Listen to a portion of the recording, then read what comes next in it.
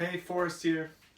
We're going to talk about ground to overhead. This is a movement uh, that's typically done with heavier weights, but if we do this with light weight at home, it's going to be a good way to get your energy up. Lots of different movement patterns connected here, and it's as simple as it sounds. In many ways, you're taking weight from the ground and getting it overhead. But I'm going to break it down a little bit because there are some different ways you can do this. First move is you could use one arm for this, so single arm, ground to overhead. You can be alternating single arm, ground to overhead by switching either in front or switching at the bottom. You can also do this with two, ground to overhead, okay?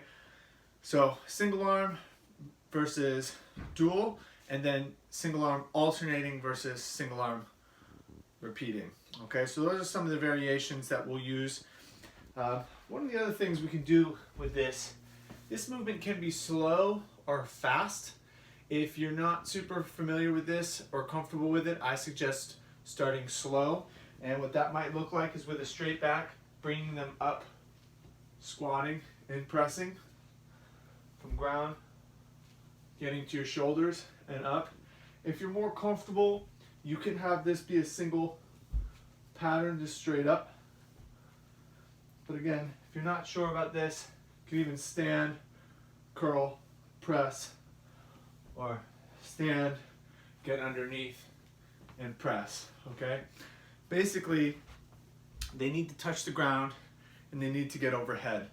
But when you're coming up, if you're rounding your back, this can get into your lower back a little bit. So if you're not familiar with this, if you haven't done a lot of kettlebell swings or anything like that, you're gonna wanna slow this down, and you can pick them up with a straight back, stand up, curl, press, right? Here with a straight back, stand up, curl, press.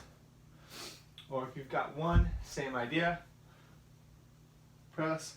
Now again, if you feel comfortable with this, this is where you can have this be one fluid motion straight up, which is essentially like a snatch movement, but you're trying to move fast. So if you're doing this for time and you want to try to get as many reps in, you're going to end up moving faster to push yourself, but the work should be done in your hips, in your mid back, not in your lower back, okay? So again, this is ground to overhead, and these can look like here, or here. Just making sure that you're touching the ground at the bottom and getting all the way overhead. So, watch this video, try a couple of these before you do them in a workout, see how they do, ask me questions. Hopefully you'll get something out of this. All right, nice job.